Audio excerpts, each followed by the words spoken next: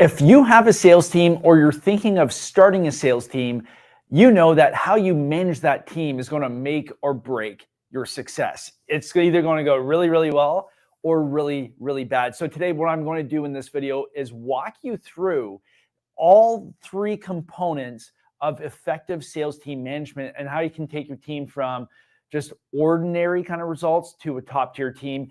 I know this every single year. We scale up our sales team to be quite large to sell all of my conference tickets. We also have some back end high ticket offers with a different team, but specific to my conference, we've got a lot of guys, like 15 guys on the phones dialing every single day. We're doing over $1,000 every single day, like $1,500, $2,000 a day. I've learned a thing or two about what it takes to run a sales team and sell a lot of product. So I'm going to be breaking down those three components today. And it's really like I call this SSO. I call this, oh, here we go. Let me back up. TTA. I was thinking of a different acronym, TTA. Okay, cool. So number one is tracking. Okay, so whenever you're looking to start with if you're starting from scratch, sometimes that's better. If you're parachuting in with a current team in place, that can get a little difficult, but it's fixable. Starting from scratch, you want to make sure before any activity gets done that you have tracking in place, because if you don't, you're flying blind. So with airline pilots, whenever they get the pilot's license, they have to put these blinders on. So now they can't use the windshield. They have to look at the instruments. Now imagine all the instruments go off too. So now they're flying blind. They can't look out of the windscreen. They can't see any of their instruments. You're going to crash, right? Because you have no data. You have no sensory input. Same thing with your sales team. If you're flying blind and you're not tracking anything, what are you basing your decisions off of? Gut feel? And honestly, like if you're going based on gut feel, you're usually wrong, right? Because our brains, our emotions, they come into play, and sometimes we have wishful thinking, and it just doesn't work. You have to go on hard numbers. So in this section here with tracking, I'm going to break down the exact things you should be tracking instantly, day one. It doesn't matter. You have to track this stuff. So number one, you have to track the number of leads that are being generated per day by your business. So, we're talking about sales team. So on the marketing function side, we can track things like cost per book call. We can, click-through rate, conversion rate, cost per lead, all of that type of stuff. Today, we're focusing on the sales conversion, sales team management. You have to know how many leads are being generated every single day. And depending on your type of business, maybe 2 leads a day per rep is significant if you're doing, high-end enterprise sales. But if you're doing a lot of flow through B2C offers, maybe you have to generate 30 or 40 leads a day per salesperson. It really depends on your business. So for me, and specific to our conference, I want to generate about 25 to 30 new leads, fresh leads per day per rep. Right. So, for example, let's say I have 10 people on my team, right? 10 people on the team. I have to generate about 300 new leads per day to feed those guys. Because if you don't, you're not putting fresh blood into the system. And now your reps are just working on stale leads, which there is conversion, but there's nothing in sales like a fresh lead. It's a new opportunity, new prospect. You've got your pipeline leads you can go back to, but you have to have fresh leads coming in every single day. So number of leads generated, this is important. Now, out of that, you have to track number of dials. So you can run your system 2 different ways. You can have a book a call system where people schedule in, or you can have just, hey, you get the information, you outbound dial. For our high ticket stuff, we do this call scheduling. So we're tracking, how many calls were scheduled today versus how many open slots, how many people showed up, But for our conference, for example, we track how many dials because it's just a lot of output. And honestly, it doesn't really depend which one you're doing. If your rep's sitting there, not on a call, if they're not talking to somebody, they should be dialing. So you have to track how many dials. Now you want this to be 100 dials plus a day.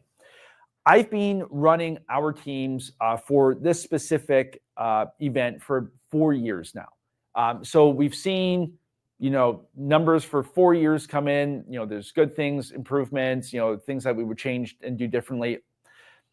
I have never seen somebody have a great day with less than 100 dials. It just doesn't happen. And usually what happens is if you get into a slump, the key there is not, just like changing everything. It's usually just volume, especially for this type of sale, right? So when you're selling things from, let's say, $500 to $5,000 and you're doing a lot of outbound, the number one thing you can control is your volume, your output. So if you're in a slump, let's say you're in a 4-day slump, for the next 5 days that you're dialing, you have to do 150 dials a day instead of 100. And every single time that's happened, whenever that volume goes up, what you're doing is you're creating opportunity, right? You're just putting yourself in more positions to win. You're putting yourself on the ice in an open area so you can get the pass, right? That's what you're doing. So you have to create those opportunities. Whenever a rep or a salesperson drops under that 100 dial mark and they're at 80, 75, I basically know in 3 days they're going to have a garbage day because they're not doing the output. You have to get your dials up. But if you're not tracking, you don't really know. Now, there are platforms and tools that you can use to track this stuff. So we use a custom dialer to track all of our dials. We track talk time, wait time, all of these different metrics. That's a little bit more advanced when we get into the nitty gritty. But for right now, you have to track number of leads you're getting and number of dials out. Now, you also want to track number of combos. Now, different people have different ways to track this. My definition of a conversation is when you get into discovery. So I've done other videos, you can check them out on the channel, about discovery, which is where you ask a lot of questions about of your prospect, gather a lot of information before you even think of talking about yourself and your product, right? You have to learn about the customer first. So I count a conversation as we get into discovery and we start having a back and forth. If it's just, in the first, 10, 15, 20 seconds, that doesn't count. Just because somebody picked up, I don't care. I care about conversations. So I know some dialers they'll use, if you've been connected over 2 minutes, then it counts as a conversation. No, we actually manually count these at the rep level because I want to know how many conversations they got into, real conversations. And then, so after that, we're going to track number of qualified. Because what happens is after discovery, after you ask a whole bunch of questions about your prospect to find out what their situation is, you can determine whether or not they're a fit or not a fit for what you're doing, for your product, your service, whatever it is. So if you know how many conversations you got into and you know how many qualified people you spoke with, that gives you a really good indicator on the quality of leads being generated and who's picking up. Because let's say you have 10 conversations and six of them are qualified. That's great. That means that you can go ahead and pitch an offer service to 60% of the people you just spoke with. That's awesome. But if only 3 out of 10 of those people are qualified, we probably have a marketing issue on the marketing side. And I've got other videos on that. But today we're talking specifically about sales process. So we're tracking number of leads, number of dials, the volume, the output, the number of conversations, and the number of qualified people that you're talking to. Now we're going to track number of pitches. So you can call this offers.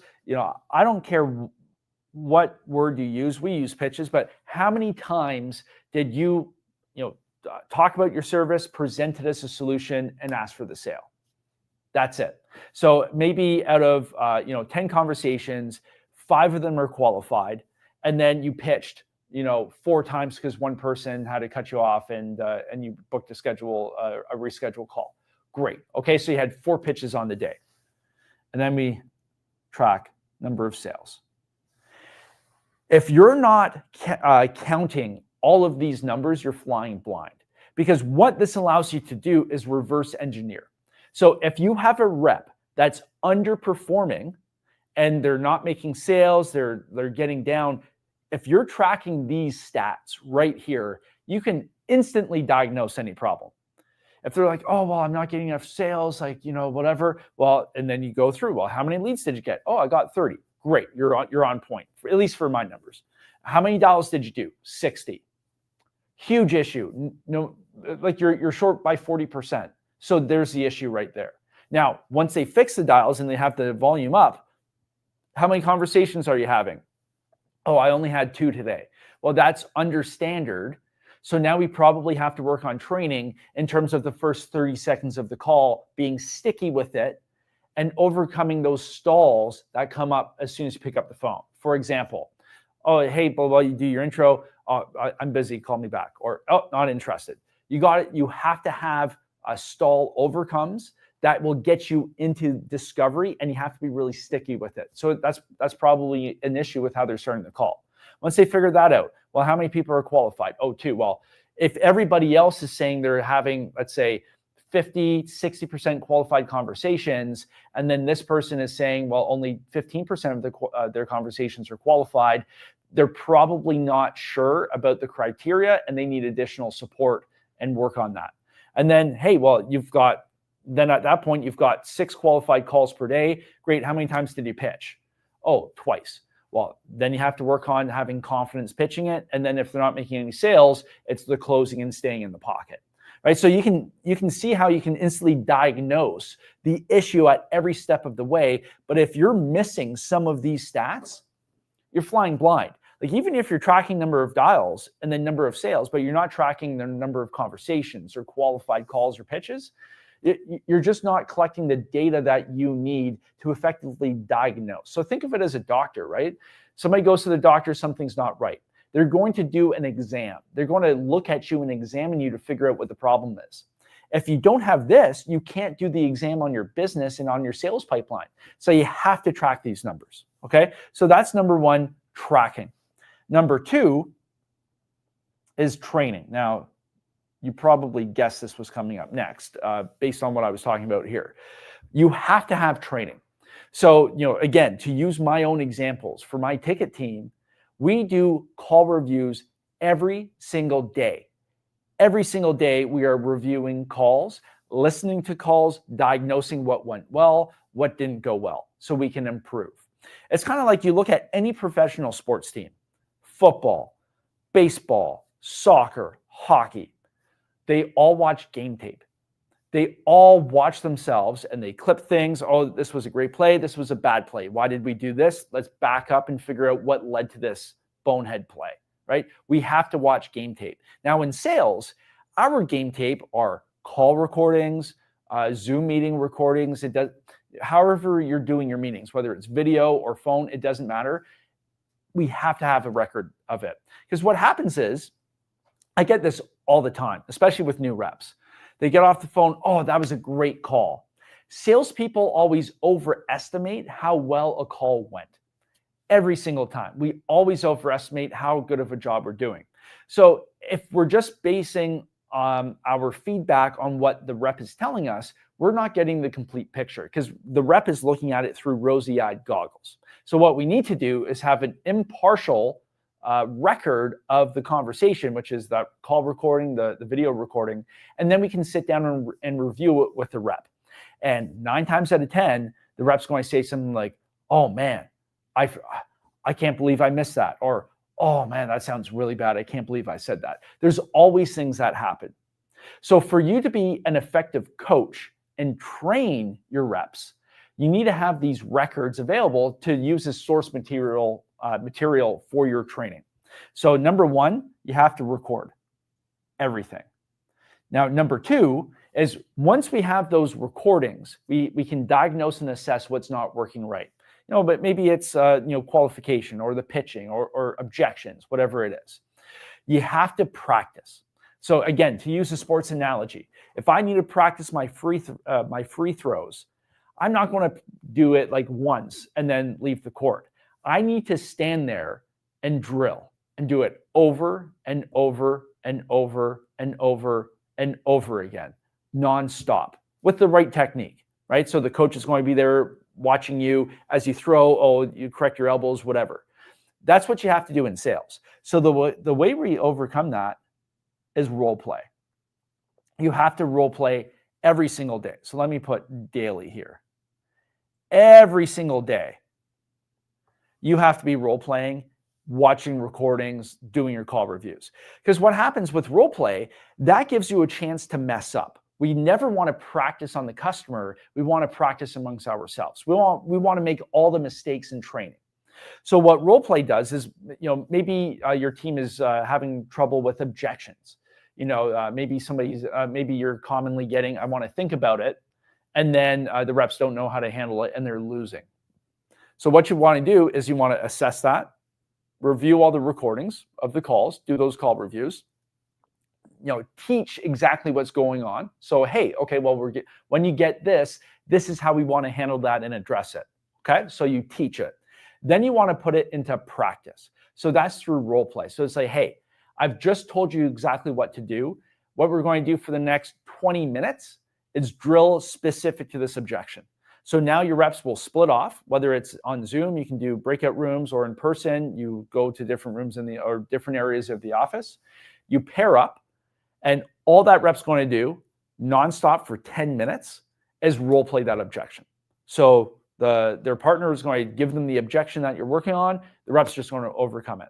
Now, the first couple times it's going to be kind of slow, and it's going to not be so fine-tuned. But at the end of the 10 minutes, once they've done it a whole bunch of times, it's just going to be like clockwork. And the standard you want to get to is if you ask any rep, like out of the blue, and you just give them the objection, they should be able to just rhyme, have it flow off their tongue. Just that they rhyme it off, no issues whatsoever. It's just a reflex. That's where you want to get to with your team. But you don't get there without practice. And so, my philosophy is we want to practice together as a team, just like any good hockey team does, right? You can do workouts on your own at home, whatever, but we practice as a team here. So everybody has to role play every single day. And it doesn't matter how good a rep is, there's always something we can improve on. So maybe it's just tone and pace, because a lot of salespeople, they tend to talk really fast. I'm a fast talker too. So it's just practicing. How do we slow down? When we're making the offer, the first ask for the sale, what's our pacing like? What's the tone? Am I getting too excited? Let's run through the same thing. We record it. We watch it. We train, like we teach, and then we role play. That's what you have to be doing every single day. Not many sales teams do that. We do a lot of interviews when we're hiring for our team, and the number of people who have never done a call review, never done training, never done role play in the office is staggering, insane. So if you're starting a team from scratch, 100% daily role play. No questions asked. If you're currently running a team, but it's not efficient, if they're not getting the results, you have to institute this. Daily call reviews, then you teach, and then you role play. No questions asked. Okay, so we've done the first T, the second T, now we have the A, and it's accountability. So I can speak from my own personal experience. I've got a competitive background, sports background, being held to a high standard. Your A team players, your A players on the team, they want to be held to a standard because that allows them to measure their success against everybody else. And in any sales team, everybody should want to be the top dog. Everybody should want that number one job. And if you're not holding people accountable, then you're letting your team down because now they can't have that benchmark and then improve on that benchmark. So what accountability looks like. So number one is you're going to be tracking results, right? Number two, track actions. So salespeople love seeing when they sell, right? So number one, you're going to track all of the sales they get. So if somebody makes 5 sales that day, great, put it up on the board. And everybody should see very clearly on the board how many sales everybody's getting per day. Great. And then you have your weekly total. That makes sure everybody's aware of what's going on, and somebody new on your team, instantly they know who the top people are so they can watch them. Awesome, right? But number two, you want to start tracking the actions. So down here in number one, for the first T, tracking, we're tracking leads, dials, convos, qualifieds, pitches, sales. Now that you have those numbers, you want to actually celebrate that and track and hold your people accountable. For example, let's say for 2 days, one of your reps was able to get 120 dials, right? And that got them improved conversation numbers. For you as the sales manager, you have to hold your salesperson to that new standard now that they've set for themselves, right? The proof is in the pudding. They got more conversations with more dials.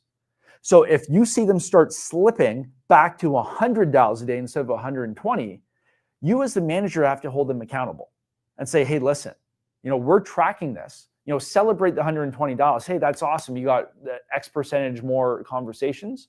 But once that volume starts decreasing and creeping down again, you have to hold them to that standard because they've set that. They got the results. That's in their best interest. Because with sales, like everybody's like this, right? We know what's good for us. Everybody knows that eating vegetables and protein is good for us. It's healthy.